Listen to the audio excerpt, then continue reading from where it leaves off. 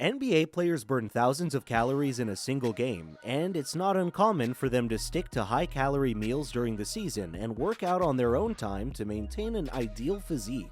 Unfortunately, some don't keep their fitness levels up, so they quickly end their careers. And once their career is over, they let go and end up losing everything. So, from eating their way out of the league to becoming an armed robber, here are the NBA players who let themselves go. Can you believe S.W.A.T had to get involved with one player? There has been drama surrounding Zion Williamson since the very beginning of his career with the New Orleans Pelicans, and it's only continuing. Zion has become one of the biggest names in basketball, but if he doesn't get his act together soon, he won't be in the NBA for long. In addition to these issues, there are apparently concerns about Williamson's weight. This has led to concerns in the organization before his rookie debut. In an interview, Zion said, "I didn't gain all that weight until junior year. In my freshman year, I was small. I was 3 years old, and over the course of about 2 years, I picked up 100 pounds. I mean, I wouldn't look at myself and say, wow, I'm 250 pounds. I didn't know I was 250 pounds until I got on the scale. And then I was like, oh, I'm 250 pounds? I don't feel 250. I don't feel slow." While various media outlets have published his claim of 100 pounds in 2 years, a clue that he may have engaged in hyperbole came in widely quoted, in which he noted that he weighed 175 as a freshman and then was surprised by a later weight of 250. That would still be unusually large increase according to the Centers for Disease Control and Prevention. The average male gains about 20 to 26 pounds between the age of 14 and 16, but it doesn't quite bring us to 100. By the time Zion entered college, this insane weight gain began to cause problems. In a game against North Carolina, Zion got the ball and drove to the basket like he did a million times. But as soon as he took off into the air, his foot exploded through his shoe and he injured his knee. That's when it became clear that Zion's weight was an issue. He could still fly through the air like Jordan, but many people feared that if Zion didn't get in shape, he would have a career full of injuries. And throughout his first year in the NBA, things only got worse. Zion showed up to the NBA bubble in the worst shape he had ever been in. One of the 3 heaviest players in the NBA history at over 300 pounds and only 6'1". Although he was always a big guy, Zion's weight jumped to 300 pounds thanks in part to the foot injury. Only one other player in the history of the NBA had this weight and size, Robert Traylor, and he was also destined to be a star. But Robert's size ruined his career and his life when he died at only 34 of a heart attack in 2011. People fear that Zion is facing a similar problem. But Zion isn't the only younger player in the league struggling. At 19, Markelle Fultz was a big name in the country and was destined to become a star, but his career was ruined just weeks before he entered the NBA. In college, Markelle didn't show much weakness, dropping 23 points per game. Markelle was literally doing better than Michael Jordan at that age. So it's no surprise that he was drafted number 1 in 2017 by the 76ers. What could go wrong? Heading into the training camp, everything was going according to plan, but when Markelle showed up, something seemed off. Markelle was shooting from his chest rather than over his head as he did in college, and when asked why, Markelle said, "It's like someone is holding my arms down." It turns out that a few weeks earlier, Markelle had begun to experience a mysterious pain in his shoulder that made it impossible for him to raise his arms above his head. So he decided to change his suspension shot, but when Markelle started practicing in this new form, it looked like he had completely forgotten how to shoot the ball. What in the world was he doing here? He went from 23 points in a game in college to 13 points a game in the NBA. It was completely embarrassing. This man tried everything, literally everything, to try to get back into a rhythm.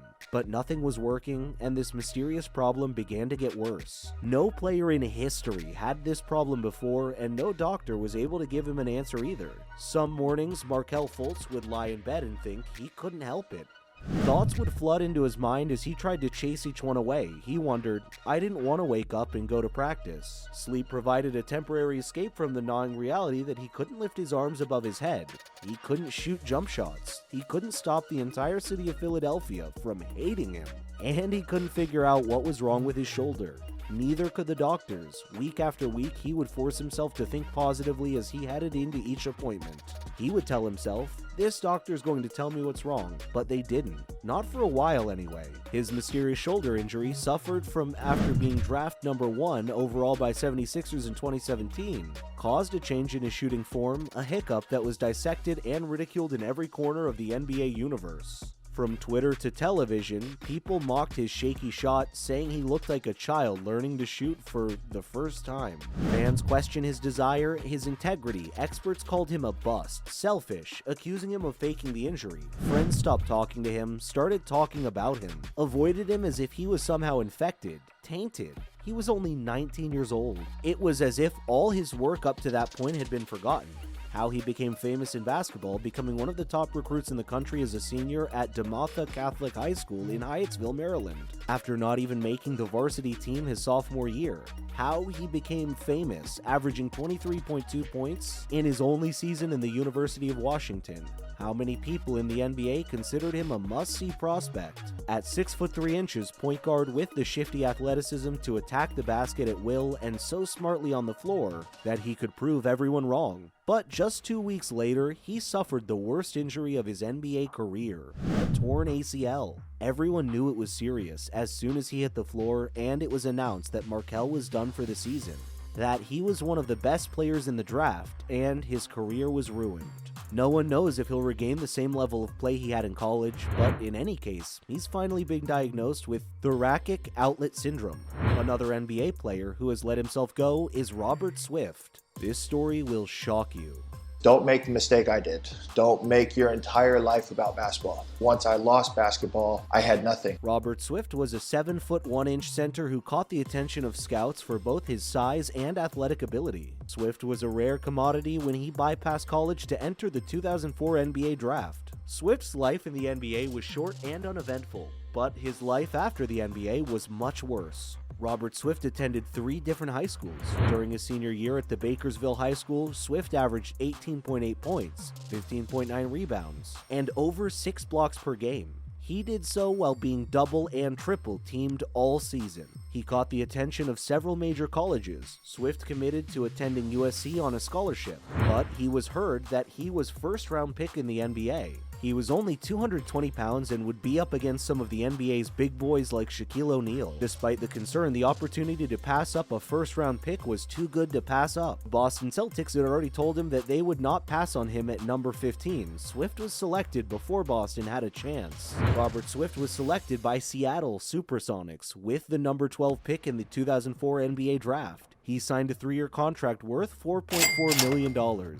He was 18 years old and a millionaire for walking onto an NBA court. His family had filed for bankruptcy for the second time, and Robert took care of his parents by buying them a house. Swift was clearly a project. He wasn't ready to play, but he was the center of Seattle's future. Swift played 16 games in his rookie season and averaged only 1 point per game. In his sophomore year, he played only 47 games due to a right knee injury. The preseason before his third season, Swift tore his ACL and missed the entire year. In 2008, Swift tore his meniscus after just 8 games. He played only 26 games after that. Robert Swift was generous with his money. For friends and family, he was there to help, whether it was for a new car or college tuition. But Swift's life turned upside down a year later. In 2009, Swift and his girlfriend had a son, but his life fell apart quite quickly as he was cut off by the team and his relationship failed, and he was forced to pay $5,000 a month in child support. Then he became dominated by alcohol and eventually started snorting cocaine. He became addicted and by 2014 was using daily. Swift neglected his friends, family, and child support. The bank sold the house in which he lived. No one heard from Robert for a long time, and when people came to see him, he was gone. A team of investigators went to his house to look for clues, and that's when they discovered that Robert was not well. Bullet holes in the wall, piles of garbage, piles and piles of dog feces, and maggots everywhere. It was the most disgusting house you could imagine. No phone calls, no texts. No one had any idea where Robert had run off to until the police got a call in 2014. They received an anonymous tip that crimes were being committed at a local house, and in that house was a notorious drug dealer. The police wanted an excuse to raid the house, so the SWAT team stopped, kicked down the door, and surprisingly found Robert in the house as well. The house was filled with contraband, and so Robert was arrested. It's really sad when you consider that this guy was making millions of dollars in the NBA. Anyway, no one could have guessed. Which of these players sadden you the most? Let us know in the comments. Thanks for watching, and we'll see you in the next video.